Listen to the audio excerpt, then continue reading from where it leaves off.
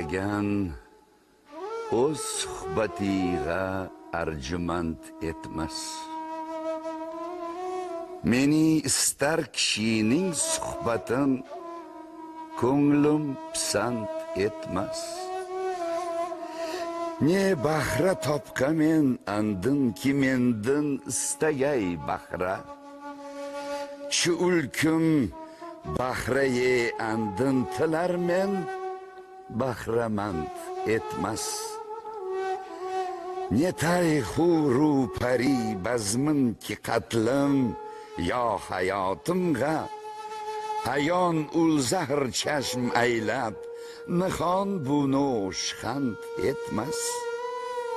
Kerakmas oy ila kun shaklikim husnu malohattin ichim ulchoq chok etmas. Tanim bu band etmas.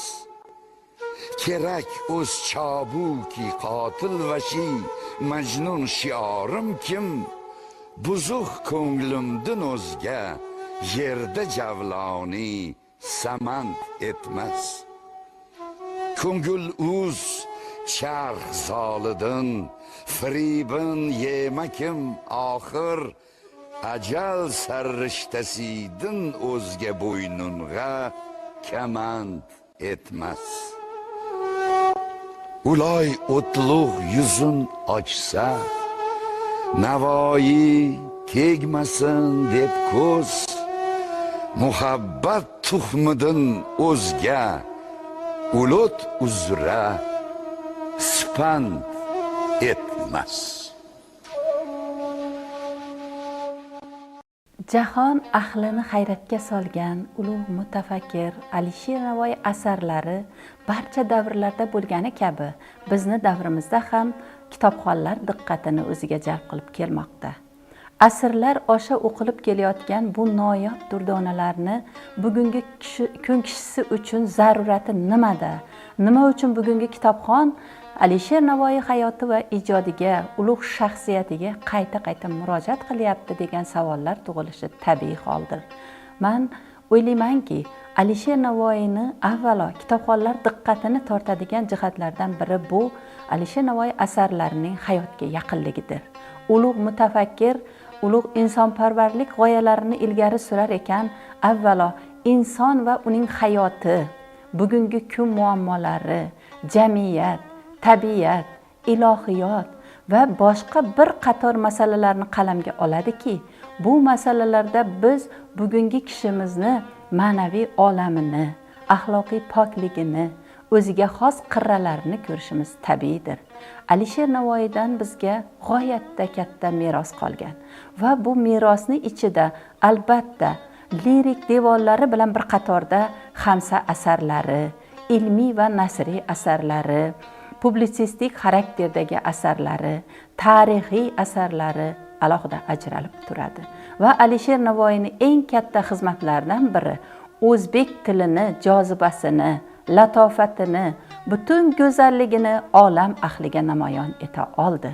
Mana shu o'rinlarda biz Alisher Navoiyni nazariy jihatdan o'zbek tilini nechog'lik ahamiyatli ekanligini asoslab bergan bo'lsa, amaliy jihatdan o'z she'rlarida o'zbek tilidagi go'zal so'z boyliklaridan, badiiy latofatidan san'atkorona foydalanganini guvohi bo'lamiz. Fikrimiz quruq bo'lmasligi uchun misollarga murojaat qilamiz. Avvalo, Alisher Navoiy qahramonlari taqdir oldidagi ojiz bir inson sifatida namoyon bo'ladi. Alisher Navoiy inson boshiga tushadigan barcha ko'rguliklarni va ezguliklarni sababchisi taqdirdandir deb biladi va mana shu qarashlarni asarlari mohiyatiga singdirib yuboradi. Kishi gar ko'ksini yuz pora qilsin, falak bedodiga nechora qilsin. Bu yerda falak so'zi taqdir ma'nosida qo'llaniladi. Demak, kishi ming dodfoy qilganini foydasi yo'q. U taqdirdan nima yozilgan bo'lsa, qismatdan nima ko'rgulik bo'lsa, ana shuni ko'radi va shunga rozi bo'lmasdan iloji yo'q. Alisher Navoiy hayotning asosi, uni mohiyatini belgilovchi asosiy kuch bu ishqdir deb biladi. Ishq bu insonning yaralishini asosi. Ishq bu insonni ikki dunyo saodatiga erishtiruvchi vositadir. Bo'lmasa ishq, ikki jahon bo'lmasin, ikki jahon demaki jon bo'lmasin. Demak, ishq va oshiqlik Alisher Navoiy asarlarini birlashtirib turgan, uni ezgulikka undagan va inson qalbiga jozibador yetib borishga undaydigan asosiy muammolardan biri hisoblanadi. Va ishq bilan bog'liq holda insonning ma'naviy yetukligi, axloqiy pokligi, komil inson masalasini ham Alisher Navoiy barcha asarlarida go'zal va betakror tarzda tarannum etadi. Bunga misollarni juda ko'plab keltirishimiz mumkin. Masalan, Alisher Navoiy Hayratul Abror dostonida ishq va uning o'ziga xosligi haqida so'z yuritsa, Farhod va Shirin, Layli va Majnun, Sabbai Sayyor singari bir qator dostonlarida qahramonlar qismati orqali ishq va uni jozibasini ko'rsatib beradi. Komillikka erishish yo'lida Alisher Navoiy o'z qahramonlarini bosib o'tgan yo'llarini, ilm o'rganish, mashaqqatlarga chidash, ishqni o'zi uchun qismat deb bilishi va bu borada boshidan kechirgan qiyinchiliklarni san'atkorini aks ettirib beradiki, bu orqali insoniyat qalbida go'zal va jozibador tuyg'ular paydo bo'ladi. Alisher Navoiy asarlarini o'qir ekanmiz, undagi asosiy masalalardan yana biri bu ilm va olimlar haqidagi fikrlardir. Ilm haqida so'z yuritar ekan, Alisher Navoiy bitta inson ilmda sohibqiron bo'lishi uchun 30 yilda bir davr keladi deydi. Ilm yo'lida mashaqqatlarga chidaydigan, bu yo'ldagi qiyinchiliklardan qochmaydigan insongina ilm yo'lini tanlaydi va ilmni hayotni yorituvchi chiroq deb biladi. Va insonni insonligini belgilaydigan asosiy vosita bu ilm. Podshohni adolatini belgilaydigan asosiy vosita bu ilm deb qaraydi. Shuning uchun ham Alisher Navoiy asarlarida ilm o'rganish va ilm orqali komillikka erishish masalasi bosh masala hisoblanadi. Saddi Iskandariy dostonida Iskandarning butun hamrohlari olimlardir. Har bir masalada Iskandar olimlarga murojaat qiladi, ularni maslahatiga quloq soladi.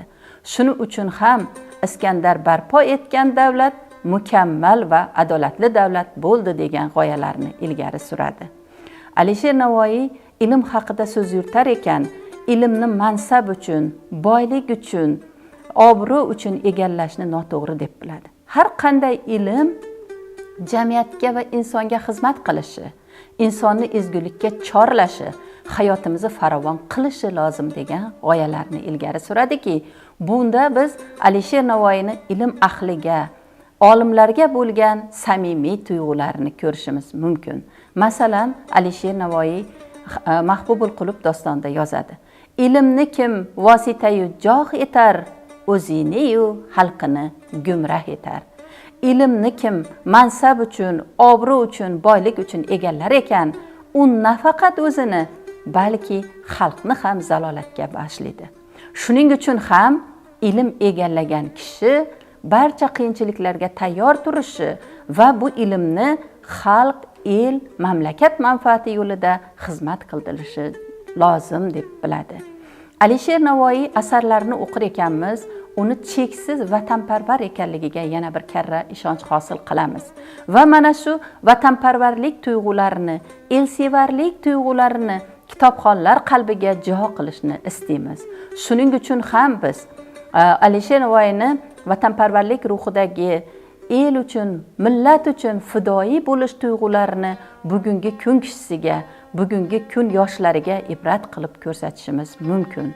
Masalan, 100 jafo qilsa menga bir qatla faryod aylamon, elga qilsa bir jafo 100 qatla faryod aylaram.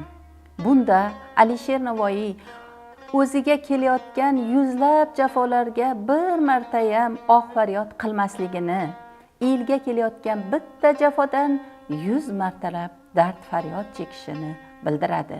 Va mana shu o'rinda biz Alisher Navoiyni, demak, qanchalik millatimiz kishilariga fidoyi ekanligini, ular uchun har qanday mashaqqatga, qiyinchilikka tayyor turishini ko'rishimiz mumkin. Alisher Navoiy asarlarida ilgari surilgan masalalardan yana biri bu maktabdorlar haqidagi qarashlaridir. Mahbubul Qulub asarini o'qir ekanmiz. Unda shoir maktabdorlarning vazifalari, burchlari haqida alohida to'xtalib o'tadi. Maktabdor avvalo ilm o'rgatayotgan insonlariga, ilm olayotgan yoshlarga o'zi biladigan masalalardagina ilm ma'rifat o'rgatishi lozim. Bolani hech qachon qiynab, unga azob berib, uni kaltaklab ilm o'rgatish bu noto'g'ridir deydi. Bir oilada 2-3 xil farzand kamol topayotgan bo'lsa, 2-3 ta farzandni 2-3 xil xarakteri bo'ladi. Bitta sinfda o'tiradigan bolalar 20-30 ta bola 20-30 xil xarakterda bo'ladi. Ana shuning uchun ham maktabdor ularni har birini ko'ngliga qarab, ularni xarakteridan kelib chiqqan holda munosabatda bo'lishi va ularni shu yo'lda tarbiyalashi lozim. Bunda maktabdorga g'oyatda katta mas'uliyat yuklanadi. Demak, biz mana shu o'rinda maktabdor deganda o'qituvchini, bugungi kun o'qituvchisini nazarda tutishimiz lozim va bolani tushunib, anglab, uni ilm sirlarini o'rgatish o'qituvchidan qanchalik mashaqqatni talab qilsa, bola ham mana shu o'qituvchi oldida doimo o'zini burchdor deb bilishi lozim. O'qituvchisini hurmat qilishi, uni o'rgatgan ilmlarni sidqidildan o'rganishi va uni doimo e'zozlashi lozim. Shuning uchun ham ustoz-shogirdlik munosabati haqida Alisher Navoiy betakror misralarni bitadi. Shogird agar Shayxul Islom agar qozidir, ustoz agar andin rozi, Tengri rozidir. Demak, agar shogird qaysi mansab, qaysi martaba egasi bo'lmasin, agar u ustozini rozi qilsagina, yaratgan undan rozi bo'ladi. Bunday serma'no, fikr, she'rlarni o'qir ekanmiz. Bugungi yoshlarimiz albatta Alisher Navoiyning qalb kechinmalarini, umuminsoniy g'oyalarni, Alisher Navoiy asarlari mohiyatiga jo bo'lgan badiiy latofatni anglaydi va his qiladi. Bugungi kunda mamlakatimizda yangi uyg'onish, 3-renessans poydevorini qurayotgan ekanmiz. Alisher Navoiy asarlarini qayta va qayta mutolaa qilish har birimizdan sabr-qanoatni, chidam-matonatni talab qiladi va Alisher Navoiyni anglatish har birimizning fuqaroligi burchimizdir.